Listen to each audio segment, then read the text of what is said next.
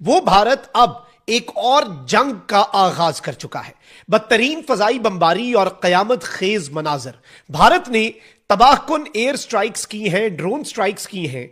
नाज़रीन कराम, भारत की एक एक्सपेंशनिस्ट सोच है और भारत की एक बदमाशी है इस रीजन के अंदर। जंगी जुनून में मुब्तला भारत की एक और पड़ोसी मुल्क में दरअंदाजी। भारतीय फौज ने सरहद पार म्यांमार में तंजीम के कैंप पर ड्रोन हमले किए। तंजीम का कहना है कि भारतीय हमलों में उसके 3 आला कमांडर हलाक हुए। भारतीय मीडिया के मुताबिक म्यांमार के सकाइंग के इलाके में किए गए इन हमलों में 150 इसराइली साख्ता ड्रोन इस्तेमाल हुए।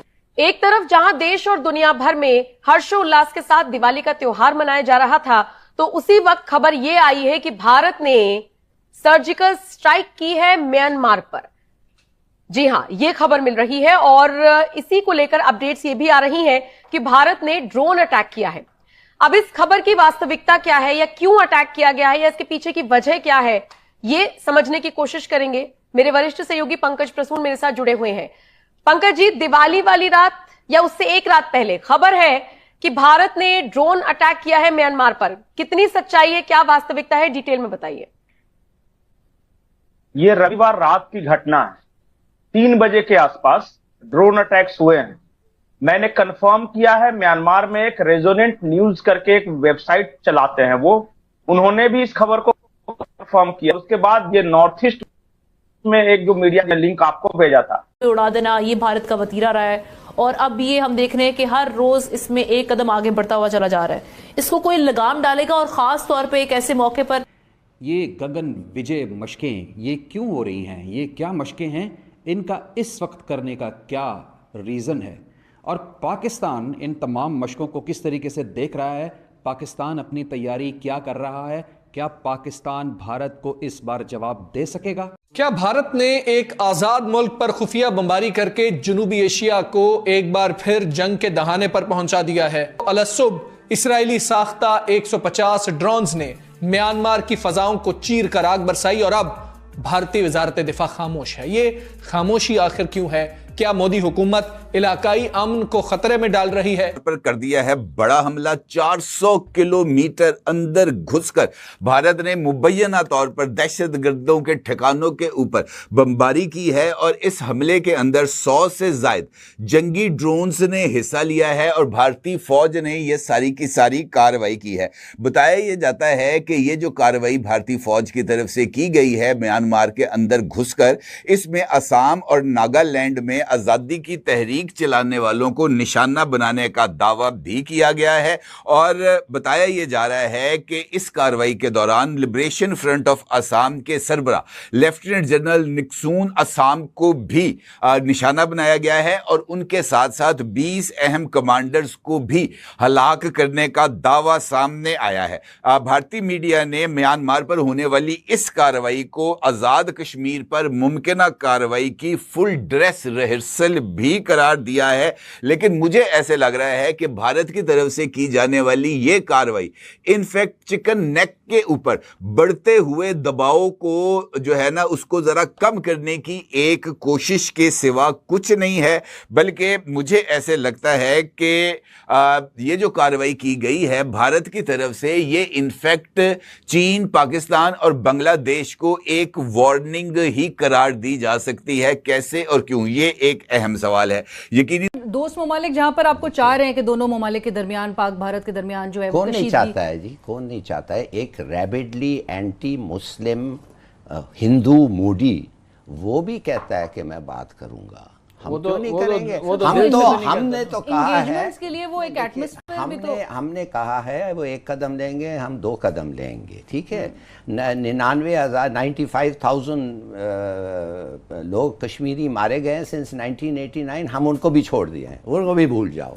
रोज मारे जा रहे हैं, उसको भी भूल जाओ। चलो स्टॉक शुरू करो। भाई मुशर्रफ का आइडिया ये था, let's be practical, let's stock. उनके पास पानी नहीं है। 21% हिंदुस्तान की अर्बन एरियाज के पास पानी नहीं है। बेंगलोर सबसे बड़ा huge technical city, high rise construction has been stopped. क्यों? इसलिए कि उनके पास पानी नहीं है। भाई खाना नहीं है। डबल पाकिस्तान पॉपुलेशन, तो वो गुर्बत में फंसे हुए हैं। क्या क्या आपको मैं बताऊं।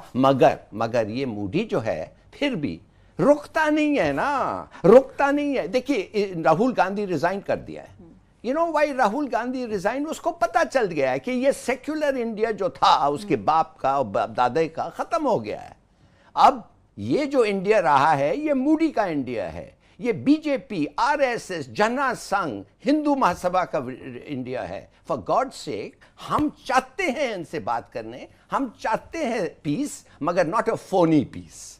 अगर 5 लोग, ये कौन मारा है? ये 5 लोगों को ये टेररिस्ट इंडियन आर्मी ने मारा है। इसलिए कि हमारे पास, देखिए वो कहते हैं, हम तो कहते हैं ना फ्रीडम फाइटर्स होते हैं ये, वो तो कहते भी नहीं है कि फ्रीडम प्रोटेक्टर्स हैं उनके, वो कहते हैं सिर्फ इंडियन आर्मी है। तो हमारे जमीन पे आके 5-6 बम रखना, what is that if that's not terrorism? खुदा के लिए इनकी बातों से और इनके रवैये से एक फर्क है, एंड प्लीज फॉलो दैट। जी, उसने भी कंफर्म किया है कि ड्रोन अटैक तो हुए हैं, और ये हुए हैं म्यांमार के एरिया में। 30 किलोमीटर अंदर एक कोई स्लम है जहां पे इन्होंने अपना कोई एक मुख्यालय वगैरह टाइप का बना रखा था। ये NSCN खपलांग ग्रुप जो था ना पहले, उसी के एक फैक्शन के हेडक्वार्टर के ऊपर हुए हैं, और उसका जो चीफ था और उसका बेटा था, NSCN क्या उसको बोलते हैं, वो मारा गया इस ड्रोन अटैक में। यहां NSCN KYA, इसने भी ऑफिशियल किया है कि ये भारतीय सेना का हमला है।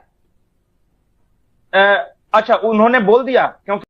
नमस्कार दोस्तों, जय हिंद। दोस्तों, सारी दुनिया जब दिवाली मना रही थी तो वहीं भारत के सटे इलाके में जहां पर म्यांमार में कई आतंकवादियों की मारे जाने की खबर आ रही है। जी हां दोस्तों, बताया जा रहा है कि वहां पर एक ड्रोन हमला हुआ है जिसमें कई आतंकवादी मारे गए हैं, जो एक घर के अंदर छुपकर बैठे हुए थे और उसी घर पर सटीक निशाना साधते हुए ये हमला हुआ है। दोस्तों, वहां के लोगों का कहना है कि ये हमला भारत के आर्मी ने किया है और भारत ने इसको मारा है, लेकिन दोस्तों भारत का अभी तक इस पर कोई ऑफिशियल बयान नहीं आया है। वहीं दोस्तों, पाकिस्तानी मीडिया देखकर ये डरी हुई है और उनका कहना है कि इस बयान से और इस हमले से हमें सीखना चाहिए कि किस तरह से आतंकवादियों से निपटा जाता है, ना कि हमें अपने पड़ोसी देशों से झगड़ा करने से। और हमें ये भी स्ट्राइक करने वाले का स्ट्रेंथ का पता लगाना होगा कि कितने स्ट्रेंथ के साथ भारत स्ट्राइक करता है। दोस्तों, इससे कुछ होने वाला नहीं है, इन लोग का गद्दार भक्ति है। दोस्तों, वीडियो पसंद तो वीडियो को लाइक करें, शेयर करें, चैनल को सब्सक्राइब। अब सीन क्या है जरा सादा लफ्जों में समझ लें। देखिए, मुख्तलिफ ग्रुप से मुख्तलिफ जिद्दोजहद चल रही है, मुख्तलिफ स्ट्रगल्स चल रही है। इन आर्म्ड ग्रुप्स ने, जो कि मुख्तलिफ स्टेट्स की इंडिविजुअली इंडिपेंडेंस के लिए अपना काम कर रहे हैं या भारतीय फौज के ऊपर हमलावर होते हैं, लड़ रहे हैं, जो भी इनका मामला है, इतनी ज्यादा डिटेल में जाने की जरूरत नहीं है। लेकिन अब इन्होंने क्या किया, इन्होंने यूनाइटेड एक्शंस लेना शुरू कर दिए, ज्वाइंट बेसिस बनाना शुरू कर दी, यानी एक दूसरे के साथ मिलकर भारत के खिलाफ कार्रवाइयां जो हैं वो इन ग्रुप्स ने शुरू कर दी हुई हैं। अब भारत की स्ट्राइक्स पर आने से पहले मैं आपको यह बता दूं, और पाकिस्तान के लिए ये स्ट्राइक्स क्यों इंपॉर्टेंट हैं और पाकिस्तान किस तरह से इन्हें स्टडी करके पूरे का पूरा मंजरनामा जो है भारत की मिलिट्री स्ट्रेंथ और भारत की ड्रोन पावर जो है उसे स्टडी कर सकता है। And this is a very good opportunity for Pakistan military कि हम स्टडी कर लें। अब हुआ ये नाज़रीन करम, एक तरफ तो ये इस सब के अंदर जो चाइना है उसकी इन्वॉल्वमेंट का भी इल्जाम लगाते हैं कि जी PLA जो है, पीपल्स लिबरेशन आर्मी, ये सब करवा रही है।